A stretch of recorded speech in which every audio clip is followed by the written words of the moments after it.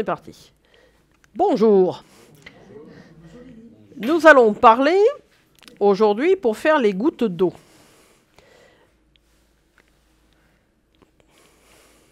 Qui sont donc ici. Donc, j'ai préparé des petits décors.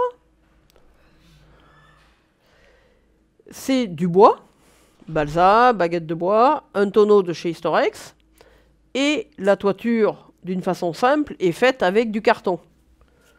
Le carton, on prend un bout de carton normal, ondulé, et on enlève les deux enveloppes qui sont extérieures pour avoir que la partie ondulée qui se trouve au cœur.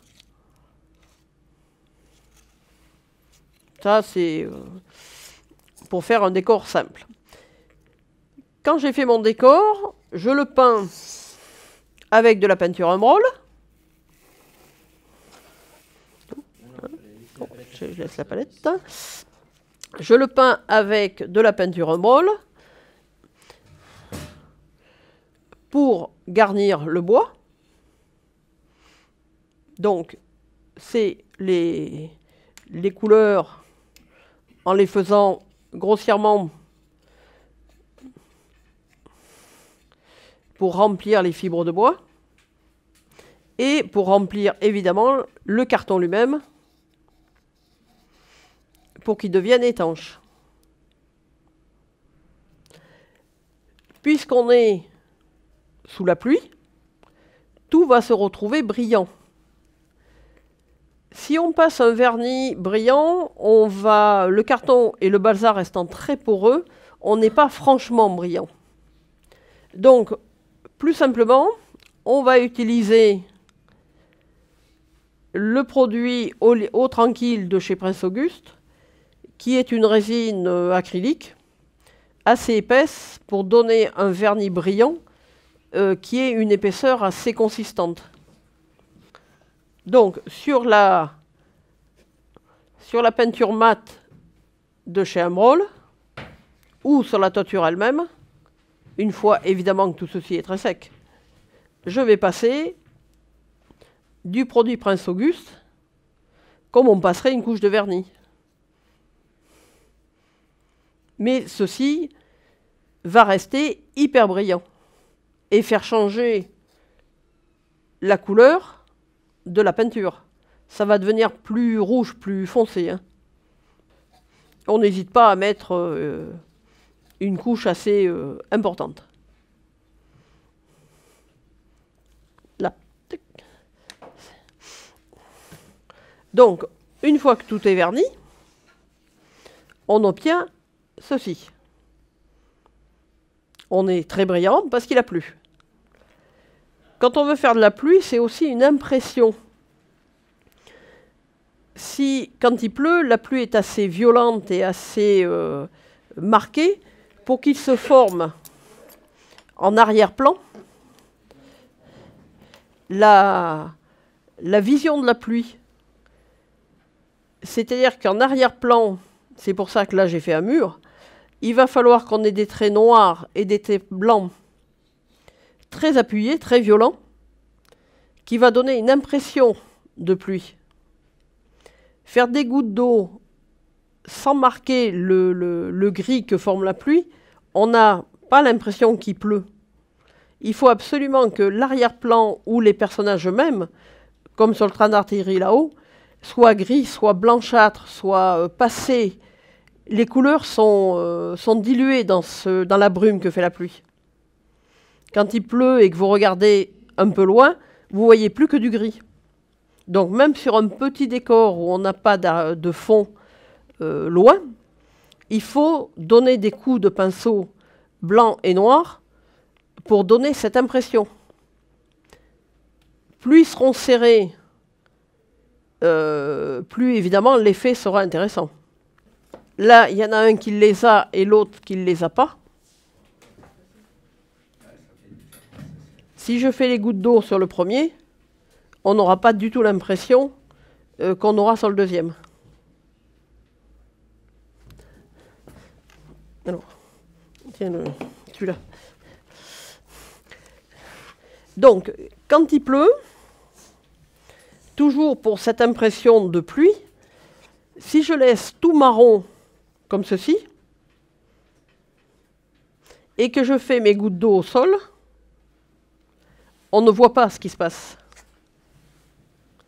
Quand la pluie tombe, elle fait un cercle et elle remonte.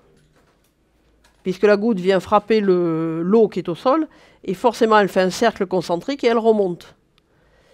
Si notre cercle concentrique, parce que là ils y sont sur du marron, on ne les voit absolument pas. Hein. Pour donner cette impression, je vais peindre le sol, là où il pleut, en gris. Donc le gris, il est simplement fait avec du blanc, du noir, un fond de bleu, pour donner un gris très dilué, très léger, mais un gris un peu bleuté. Et sur le gris, contrairement au marron, on voit les cercles. Visuellement, on les voit. Alors là, je pense que tu les vois. Hein. Ouais, on les voit pas trop là. Ah oui, si. Voilà, on les voit sur les gris. 2 secondes le temps de régler quand même. Ah oui, là, on va faire des gouttes d'eau. Alors, des gouttes d'eau, pour les filmer, c'est pas facile. Alors que sur le marron, il y en a tout autant et on les voit pas du tout.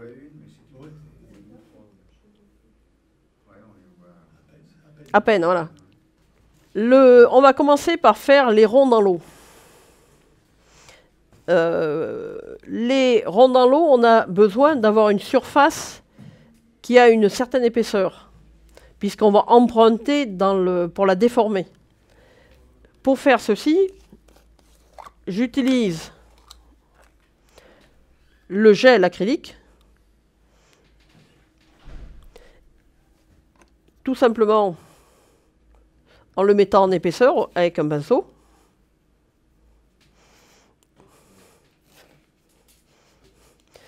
Et quand je fais ça avec un gel acrylique, je n'ai pas une surface plate due au pinceau. Donc je vais passer un coup de de l'eau tranquille.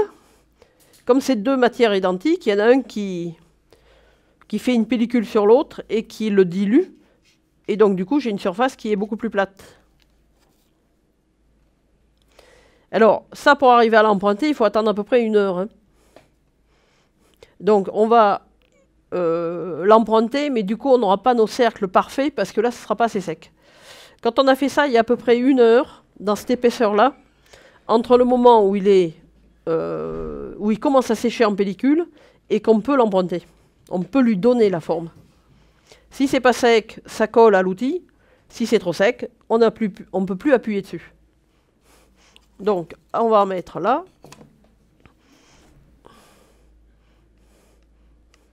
On va en mettre un peu moins épais. Donc, sur les corps, on en met partout.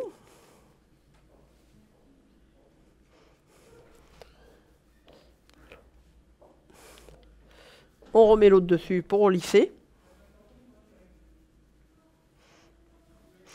Alors, on ne s'inquiète pas, hein, ça devient transparent séchant, hein, tout ça.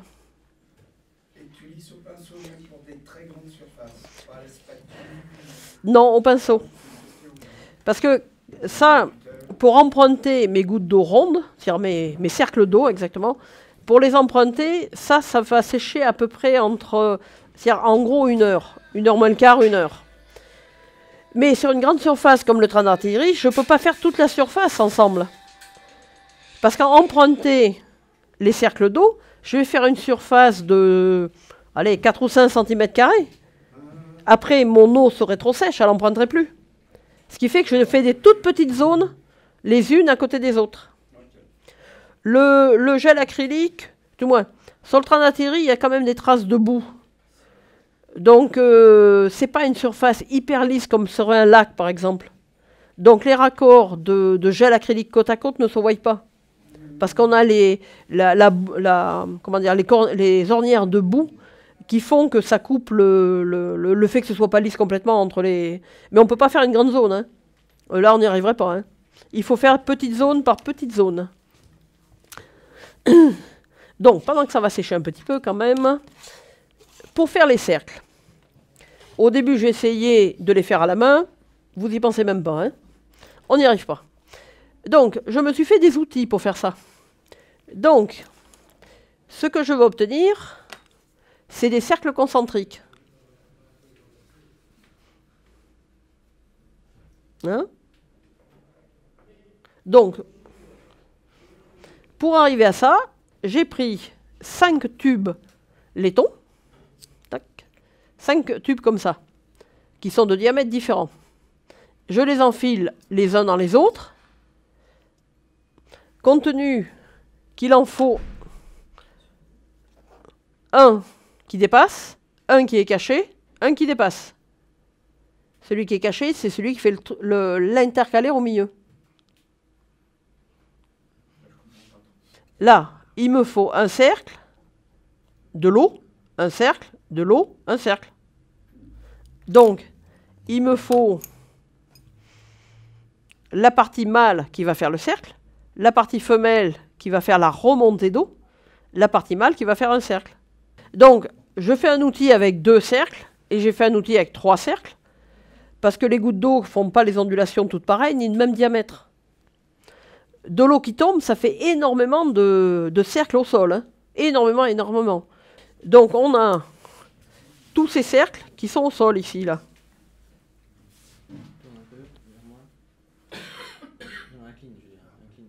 Plus, moins, encore. Là. Hein? Là, je rebaisse un peu. C'est bon? Là. Donc, ça, c'est les cercles. Et évidemment, au milieu de chaque cercle, on a les petites gouttes qui remontent. Alors, il faut en faire énormément pour que c'est une impression. Pour donner l'impression. Quand il pleut partout, quoi. Il pleut pas que dans 2-3 gouttes, quoi. Si on essaie de faire pleuvoir sur 2-3 gouttes, ça rend pas, hein. Pour faire les gouttes elles-mêmes, donc qui sont ici. Les gouttes qui tombent du toit, qui tombent de l'objet sur lequel il pleut. Et celles qui remontent, en fin de compte aussi, elles sont faites de la même façon. Hein.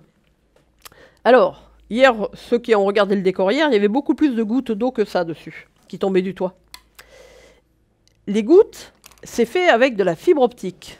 Alors, la fibre optique, c'est ça. C'est ce gros tuyau qui sert au téléphone, qui sert à la télévision, qui sert à un tas de choses. C'est ça, la fibre optique. C'est un gros câble. Ça ne s'achète pas. Pour en trouver, il faut trouver quelqu'un qui travaille dans ce sujet-là. Hein. La fibre optique qu'on veut, c'est ce qui est ici. D'accord? Sauf qu'il existe plusieurs tailles de fibre optique en diamètre. Donc, ce qu'il faut essayer de trouver, c'est la plus petite possible. Moi, la plus petite que j'ai trouvée, c'est celle qui est gainée comme ça, qui sert au téléphone. Après, il est vrai que quelqu'un m'a dit qu'il y en avait sur Internet, on en a fait venir un morceau, il est 10 fois plus gros que celui-là, hein, en diamètre. Il existe plusieurs tailles. Hein. Donc après, à vous essayer de trouver le plus fin possible. Hein. La fibre optique étant du verre, parce que c'est jamais qu'un fil de verre, c'est hyper fragile. S'il est un peu gros, il va être plus solide, c'est vrai, mais on va le voir. Hein. Il va être démesuré par rapport à ce qu'on fait. D'un autre côté, il peut avoir un autre usage pour faire des cascades d'eau, tout simplement aussi. Hein. Comme il est plus solide, il va mieux se tenir. Alors là, c'est des microns, hein, parce qu'une fois qu'elle est... Parce que ça, pour le sortir de là-dedans, c'est gainé, c'est métallique, c'est caoutchouté. Il faut s'y accrocher très nettement pour le sortir de là-dedans. Hein. Alors, une fois sorti, ça donne ça. Là. Alors là, ça devient plus compliqué, évidemment. Parce que ça, la fibre elle-même, elle est là. Ça, c'en est une. Ouais, on la voit pas, voilà, c'est ça. Si, si quand tu la poses sur le truc, quand tu bouges, par contre. Alors attends, parce que oui, mais c'est très léger. Hein. Alors, là, quand on la pose sur l'eau, on la voit. Alors attends, je vais en pousser un. Attends, je vais vous en faire passer un bout pour que vous voyez. Alors, ça reste des fils de verre. C'est-à-dire, dans les doigts, c'est une catastrophe. Hein. Ça pique, ça pique, ça pique. Alors, viens en chercher un fagot. C'est plus fin qu'un cheveu. Hein. J'ai essayé avec les cheveux, ça marche pas. Hein. Alors, en plus, comme moi j'ai les cheveux frisés, ça faisait des gouttes d'eau un peu bizarres. C'est plus petit qu'un cheveu, hein, là. Hop. Alors. Là. Alors, pour fabriquer nos gouttes d'eau, nous avons besoin d'une boîte où le fond est noir, mat, c'est tellement petit qu'on ne... Si vous essayez de vous mettre sur quelque chose de clair, vous n'avez aucune chance. Donc vous faites une petite boîte et vous la peignez en noir mat. Nos gouttes d'eau, on va les faire donc avec une fibre optique. On va la coller sur les bordures de la boîte. Ça, c'est du scotch double face, hein, tout simplement. Hein. Vois-tu le fil, là? Il est là. Hein? Comme nous allons faire plein de gouttes d'eau, puisque pour que ça se voie, il en faut beaucoup. Comme c'est une fibre en verre qui est très petite, on va en perdre autant qu'on va essayer d'en faire. Et comme c'est du verre, on va en casser énormément aussi. Ce qui fait que pour faire ça, on prend son temps. On va en perdre la moitié, hein, donc on n'hésite pas à en faire beaucoup à l'origine. Déjà là, quand je les attrape pour les coller, j'en casse une sur deux. Tac, il y en a une là.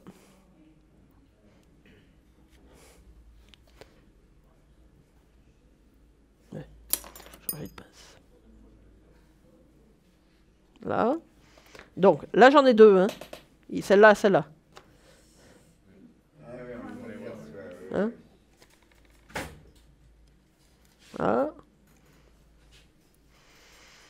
Alors, on en colle plusieurs, côte à côte. On essaie de les coller un peu large pour pas qu'elles se touchent. Oui, parce que quand tu respires, ça les fait bouger. Oui, voilà, c'est les fibres bougées. Hein. Sur le train d'artillerie, j'ai fait ça pendant presque 2 mois, hein, en tout. Vu la surface qu'il y a en tout. J'ai fait presque ça pendant 2 mois. Parce que c'est du verre, donc on en casse, on en perd, et quand on les pose, il y en a qui ne restent pas droites, qui vont se pencher.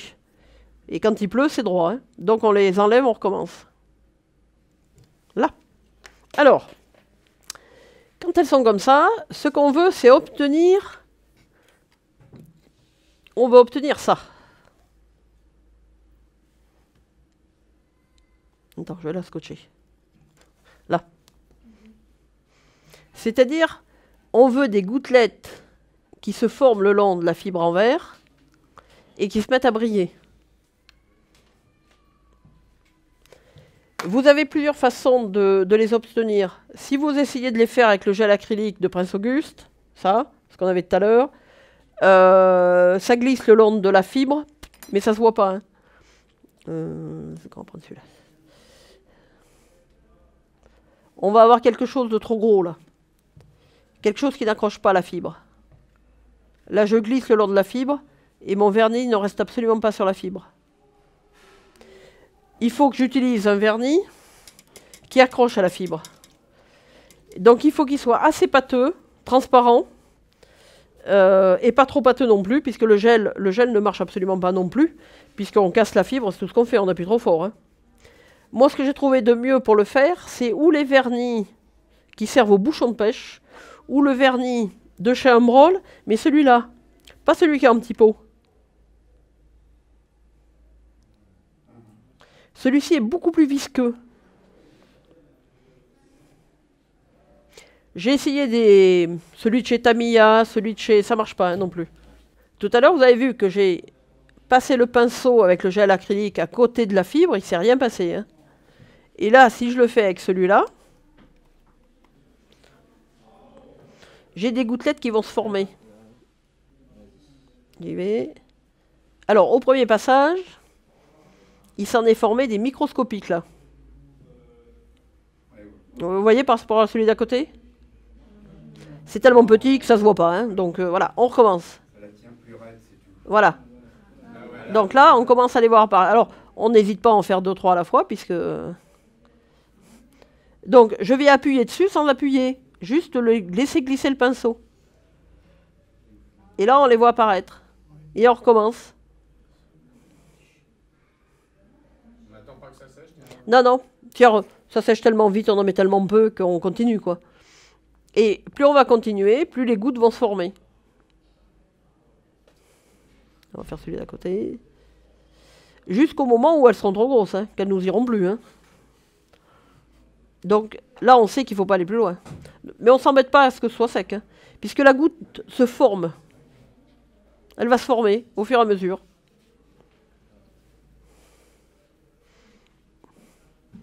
On peint là délicatement. Là, elles s'apparaissent déjà. Alors, si on continue à les faire plus grosses, après, c'est peut-être aussi une question d'utilisation suivant ce qu'on veut faire. Mais après, on va revenir à une goutte pratiquement réelle, et là, ça ne nous intéresse pas. Hein. Nous, ce qu'on veut, c'est quelque chose de plus petit, quelque chose qui est une toute petite goutte. 10 minutes après, c'est sec, là. Hein. On en met tellement peu que ça sèche très très vite. Alors, quand on a fait ça, on va vouloir faire les gouttes qui tombent, qui sont celles-ci, les gouttes qui vont tomber jusqu'au sol, c'est-à-dire de l'objet au sol, et les toutes petites qui remontent là. Alors, celles qui tombent par la pression sont beaucoup plus simples à faire qu'en fin de compte que celles qui remontent, compte tenu qu'on est quand même très fragile et qu'on en casse énormément. Hein. Alors, pour les coller, il nous faut quelque chose de transparent. La superglue va assez bien, mais moi, je n'utilise pas parce que je ne supporte pas. Hein. Je vais rester avec le tube de superglue ouvert constamment devant vous. Je ne suis pas sûr que ce soit une bonne idée, hein, quand même. Hein.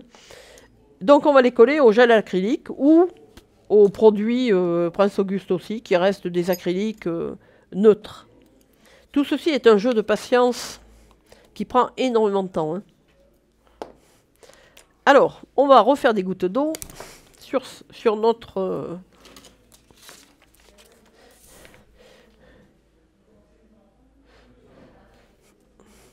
Donc, je prends du gel acrylique.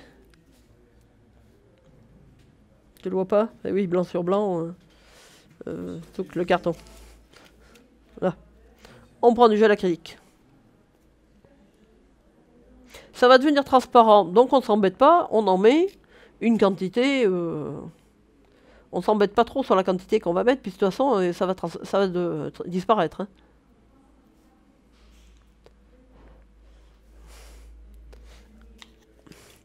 Donc, on va prendre une fibre optique. On va en prendre une déjà sèche quand même. Voilà, là. On prend une fibre optique. Et on vient, sans l'échapper, la poser contre le gel acrylique. Comme c'est du verre, elle casse. Elle colle pas forcément droite. Et elle colle plus en général à la pince que là où on veut coller. Ça, c'est normal.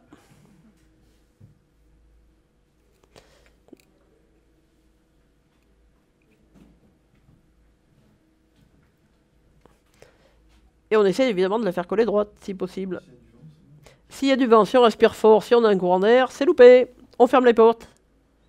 Quand on veut aller d'un objet à l'autre, comme sur le train de la série, il y a des gouttes qui tombent du manteau du personnage jusqu'au sol. Si j'en fais une qui monte et une qui descend, elles ne vont pas en face. Parce qu'elles ne seront jamais alignées. Donc, je ne m'embête pas, je vais la faire de carrément très longue. Là, on va en prendre une. Et je la couperai après, quand elle serait sec. Si je veux en faire une qui tombe du toit jusqu'au tonneau, alors le tonneau, je peux le faire carrément avec du vernis, parce que là, ça tombe pas, quoi, exactement. Là, je ne vais pas m'embêter, je vais aller de là à là. Et comme ça reste du verre, il va casser. Je casserai ce qui dépasse, quoi. Hop là.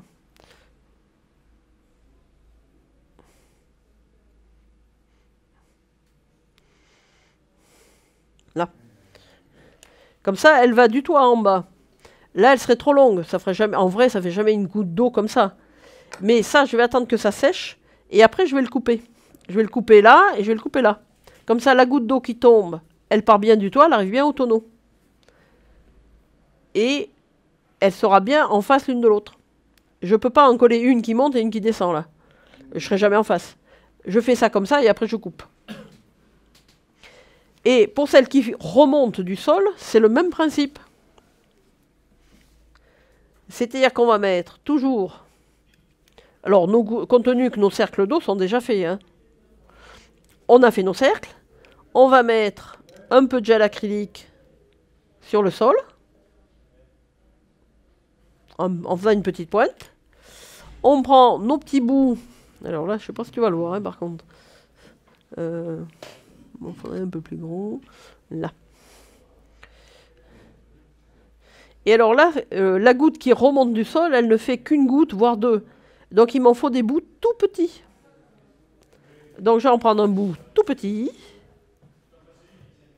Là, évidemment, on en perd beaucoup plus, puisqu'ils disparaissent. Et là, je vais venir le planter dans le gel acrylique que j'ai fait. Alors, là, je l'ai planté un peu long. Hein, il est un petit peu long, celui-là, quand même. Je l'ai planté droit. Et demain, on ne sait pas pourquoi, il y en a un sur deux qui va se pencher. Donc, le lendemain, on enlève tous ceux qui sont penchés et on les recolle tout droit. Et on recommence le lendemain. Le truc, c'est que pour faire une impression de pluie comme ça, c'est très long. Parce que ça reste du verre, c'est très fragile et ça fait ce que ça veut. Alors, là, donc, pour faire nos cercles, voyez voir si c'est sec. Donc, quand on fait ça en plusieurs étapes, je dirais. C'est-à-dire qu'on va préparer un coin. On va préparer un coin où on va faire nos gouttes d'eau qui descendent. On va préparer un coin où on a fait notre gel acrylique. Quand le gel acrylique est sec, on emprunte nos cercles. Pendant le temps que ça sèche, on va aller faire les gouttes d'eau, les préparer, les poser. Quand on va faire nos cercles, on va aller donc faire les gouttes d'eau. Quand les gouttes d'eau seront en place, le temps qu'elles sèchent, on va revenir à nos cercles. Évidemment, en avançant sur le plateau, pour ne pas revenir sur ce qu'on fait. Hein. Vous n'avez aucune chance si vous revenez sur ce que vous faites, vous allez tout casser. Et au transport, évidemment, on fait attention de ne pas secouer la caisse dans tous les sens. Après, le public, lui, il fait ce qu'il veut, on n'y peut rien. Alors, quand on emprunte, là, on ne va pas être, à mon avis, tout à fait assez sec. Pour pas que ça colle au laiton, il suffit de le mouiller. Hein. Alors, le mouiller ou le talquer. Le talc ne se voit pas outre mesure non plus. Et là, on essaye de rester. Hein? C'est blanc, mais quand ça se voit pas outre mesure. En plus de l'eau qui tombe, c'est souvent blanc. Hein. Ça n'a pas... Moi, je préfère l'eau parce qu'évidemment, ça se voit moins. Donc, on essaye d'être bien droit. Et on appuie. Et on obtient un cercle concentrique. Ça se voit là, non? Voilà. Donc, il faut en faire à 2, il faut en faire à 3. On peut aussi en faire à 1, mais 1, ça fait un peu bizarre, hein, un seul. On n'aperçoit pas ce qu'on fait. On se met droit et on appuie. Ah si, après, ben, tu peux les croiser. Quand il pleut, ça se croise. Non, tu les croises, oui, bien sûr. Tu les croises, oui, bien sûr. Bien sûr. Voilà. Alors, quand il pleut, il y a la goutte d'eau qui remonte, puis elle ne redescend. Donc, tu peux avoir des cercles où il n'y a pas de remontée d'eau. Et là, alors, quand l'eau remonte, alors la meilleure étude qui est, c'est celle de Disney comment dire, quand il a fait les études pour les dessins animés, ils ont filmé la goutte d'eau qui tombe au sol, et c'est la meilleure étude qu'on ait jamais eue sur les gouttes d'eau. Hein. Dans Fantasia, si vous pouvez regarder le reportage de la mise en forme de Fantasia sur l'eau qui tombe, c'est une merveille. Hein. Alors évidemment, l'eau qui tombe, elle a même cette giclée qui remonte. Alors on peut la faire en gel acrylique, mais je dirais que sur du 75 mm, vous pouvez y jouer, mais sur du 35e, ça devient délicat là quand même. Hein. Alors on peut le faire simplement, quand c'est pas tout à fait sec, si on n'appuie pas trop fort et qu'on remonte, ça fait remonter le gel acrylique. Mais là ça devient très ardu, hein. Très très ardu à faire. Et donc on va emprunter doucement, sans appuyer trop fort, sur le gel acrylique pour faire les cercles. Alors, ça c'est pour faire celles qui sont au sol. Mettre de la ouate pour faire cette remontée d'eau au sol, on n'a aucune chance parce qu'il faudrait qu'elle soit circulaire, la ouate. Il faudrait qu'elle suive comment dire, les cercles concentriques. C'est pour ça qu'on peut le faire relativement sur du 75 mm, mais pas sur plus petit, sinon c'est démesuré. Par contre, quand on va faire des cascades, là on peut utiliser, oui. Si on veut faire des cascades d'eau qui tombent au sol et qui viennent regicler, ou quelqu'un qui patauge dans l'eau et qui pousse cette gerbe d'eau devant lui, on va mélanger au gel acrylique, tout simplement. On va mélanger des... Alors, c'est pas des ouates, hein. Si on utilise la ouate ou le coton naturel, ils deviennent tellement transparents, tellement mous qu'on ne le voit plus du tout, hein. Ça ne marche pas. L'idéal pour faire ça, c'est les toiles d'araignée d'Halloween. C'est une fibre synthétique qui se tient très très bien. Alors j'avais vu, moi, qu'il y en a qui utilisent aussi des fibres qui servent en pharmacie pour arrêter une plaie. Mais ce que j'ai trouvé un peu bizarre quand j'ai essayé, c'est que c'est des fibres, c'est comme la fibre optique, c'est des fibres qui sont droites. Le coton d'Halloween, c'est du coton, quoi. Il est tout en... Donc on a un meilleur résultat quand on le met en place. Donc, quand vous faites ça, vous tirez votre coton d'Halloween, vous barbouillez de gel acrylique, vous attendez qu'il sèche, et le lendemain, pour lui donner une forme arrondie, il suffit de remettre du gel acrylique, et ça se tient, hein. Ça se tient sans problème, hein. Faire des giclées d'eau et des remontées d'eau avec ça, c'est-à-dire l'eau qui gicle là, c'est sûrement possible, hein. Mais là c'est encore pire comme jeu de patience, hein. Parce qu'en plus, il faut lui donner la forme du cercle. Là, ça devient très très ardu. Alors, donc quand c'est sec, eh bien, on va les couper d'un coup de ciseau, quand c'est sec, ou tout ce qui va dépasser. Donc là, notre ligne d'eau, si on la coupe de là à ici, j'ai bien les deux lignées d'eau qui sont alignées.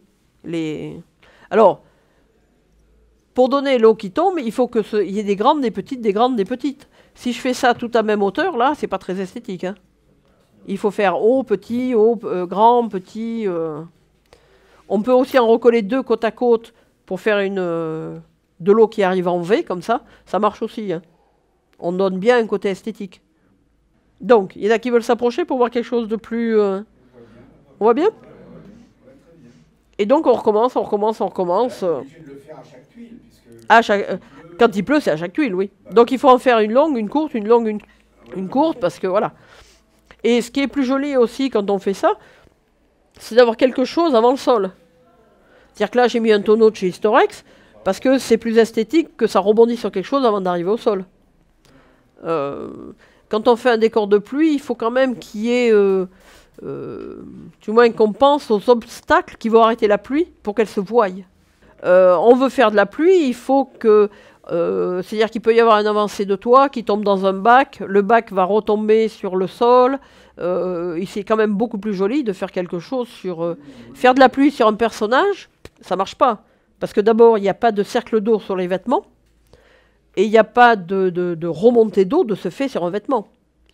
Si vous faites un décor de pluie, il faut que le décor soit adapté à la pluie.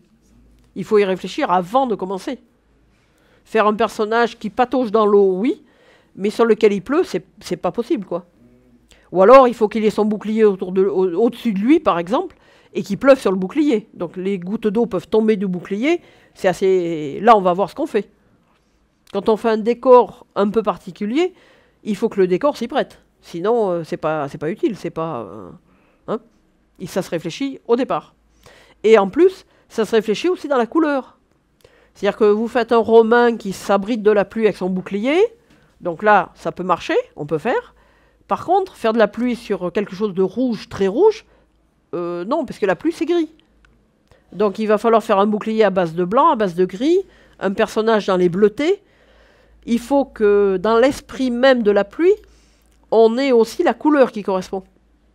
Faire de la pluie sur du rouge, non. Faire de la pluie sur du gris, oui. Donc il faut que le personnage soit gris. Sinon, on n'a pas l'impression qu'il pleut. On n'a pas l'impression du froid, de la pluie, de l'humidité. C'est pour ça que le train d'artillerie, quand je suis parti à le faire, que je me suis dit que j'allais le faire sous la pluie, c'est pour ça qu'ils sont en manteau. C'est pour ça que c'est ce régiment-là, parce que le manteau est gris. Parce qu'il y a des régiments qui ont des manteaux bleus. Donc j'ai choisi le gris. C'est-à-dire que la couleur du personnage est réfléchie pour le sujet.